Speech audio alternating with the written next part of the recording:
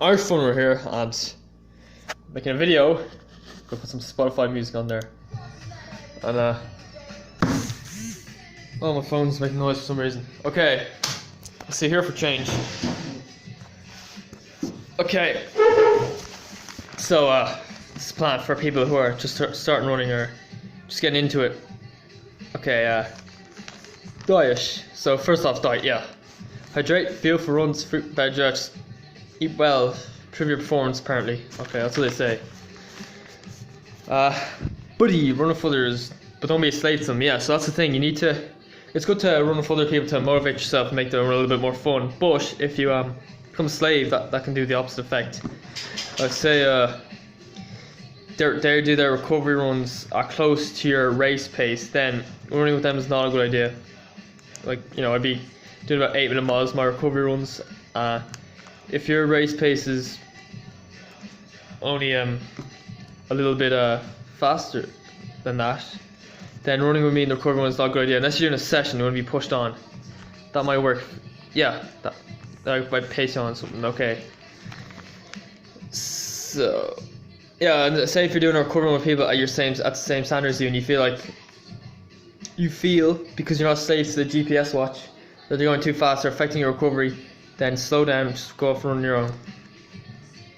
Or find something else. Alright, so next point, pace yourself. So start slow, build up recovery. Yeah, that's what they'd say. Normally after I take a 2-week break I get back at a moderate intensity, but I don't know. Yeah, that's the thing, I think you should start mostly moderate. Whether that be walk, run, or even just a full one walk. If you're moving on your feet for a total of half an hour and you run for 4 minutes, if that's good moderate intensity for you, then that's good. Building it up.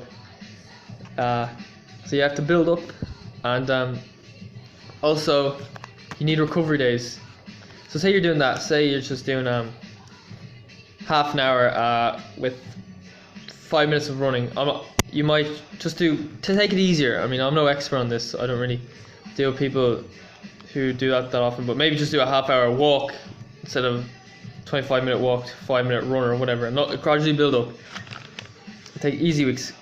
So say you're doing just half hours and you're trying to build up to a full half-hour run. You have to cut down the volume. So you might just do 20 minutes. Or you might cut down to running. Like say you might do.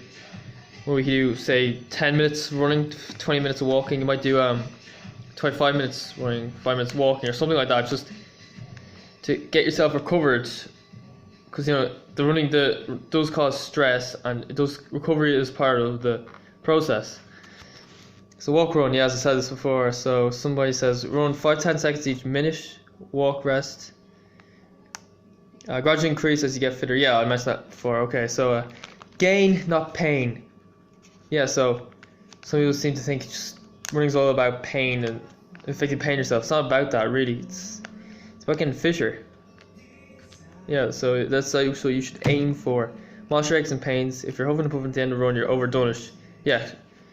Okay, maybe if you're doing a session, you haven't overdone it. If you're doing a race, there's no such thing as overdoing it. Unless you went in too unfit. Yeah, recovery. You can recover from everything, no matter how stressful it is in one day. I think injuries and burnout are a result of a period of time, not just one day. So yeah, avoid runner's low. Yeah, running is fun. Keep it that way. Running causes discomfort, injury. Slow, easy approach. Yeah, like if you're under recovering, doing too many sessions, not enough easy recovery days, then yeah, you burn out. For me personally, I'll be doing before the season ended for me, I'm on a break now, but I was running 7 days a week. 2 of those days are sessions, maybe 1 moderate, maybe not even, and the rest of the days are recovery runs. Of course, sometimes when you're doing the recovery run, you feel like doing a session. Yeah, you get days like that. You feel like, oh, this pace is a bit boring. But when you do it like that, you look forward to the sessions. Sessions are more fun. If you do sessions every day, you will begin to hate it. You will dread it. That's why people burn out. They They don't listen to advice. They just go by their own. Sometimes you need to look at what you're doing. If you're just burning out and you're hating it, then chances are you're probably doing something wrong. That's the thing. It's like your instinct to say, well, if you don't enjoy doing it, then don't enjoy doing it. That's what might happen. If you absolutely hate it, you're just not going to do it. Okay, so build mileage gradually. Yeah. So for the walk-run approach, you're building mileage by spending more time running, less time walking. And once you get to that full half hour, then you can start increasing the time spent. Go half hour, 35, 40. Just gradually build it up, man. Next what? Don't increase your mileage by any more than 20% per week when you're base building.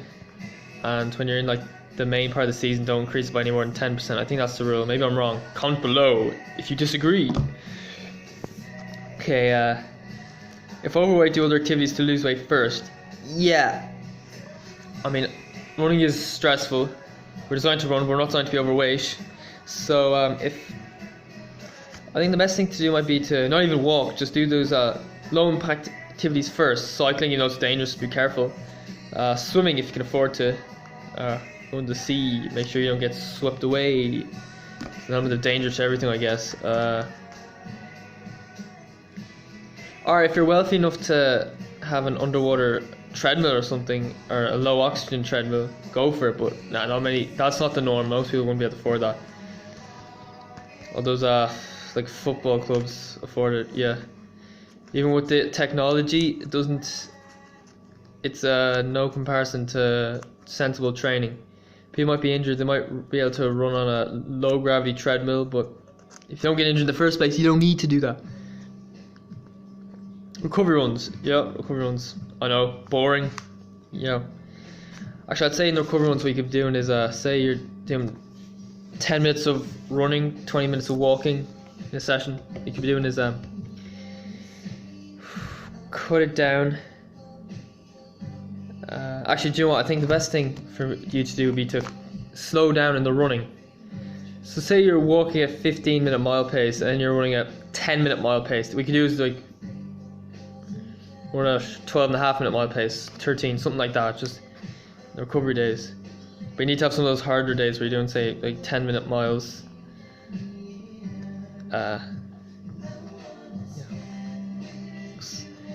When you're starting out, you're mostly going moderate, so you shouldn't need that many recovery days, like maybe once, twice a week. Most of your runs should be moderate, if you know what I mean. Days off as well, yeah. I mean, if you're not an elite athlete, you have to take days off. Okay. Even me, sure, I haven't run in 10 days. I'm taking a break now. Don't do intervals or HIIT until you get fit. Yeah, bad idea. Build up base first, rope base.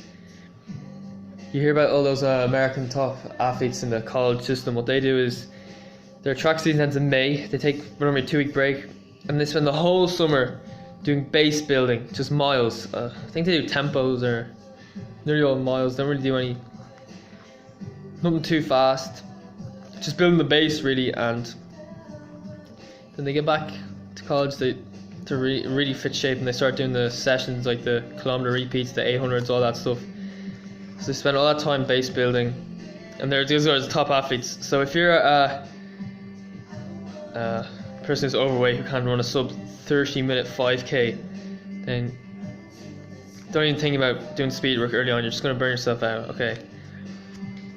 Strength training to eliminate muscle imbalances. Yeah, that can happen sometimes.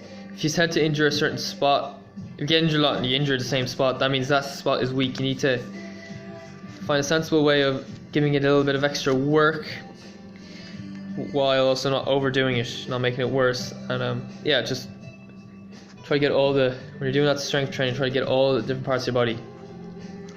I wouldn't call it circuit training. Circuit training is like HIIT stuff, high intensity.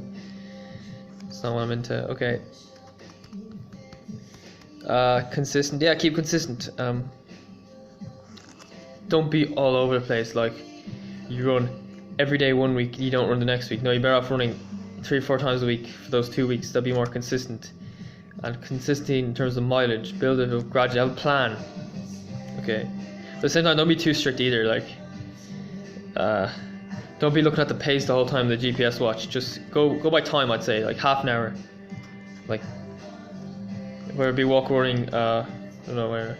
Say I run for half a minute, walk for 2 minutes, whatever. Keep building up. Then run for 1 minute, walk for 2 minutes. Just build it up like that. And running is fun. We want to have fun here. We don't want to be too. If you're not enjoying it, then what's the point doing it?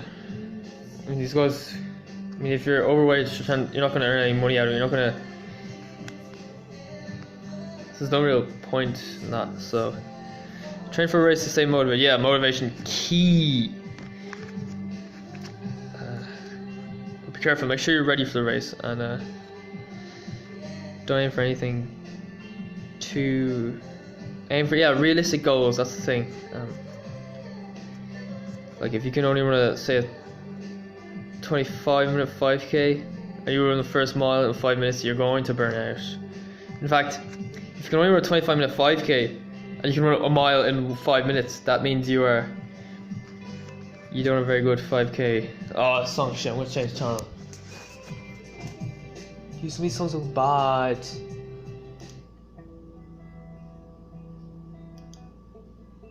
Oh yeah, that's better. Okay, mix up. Yeah, don't run in the same place. That's mental. So for me, one day I'd be running over to Cloney Hill, run around Cloney Hill for a while, come back.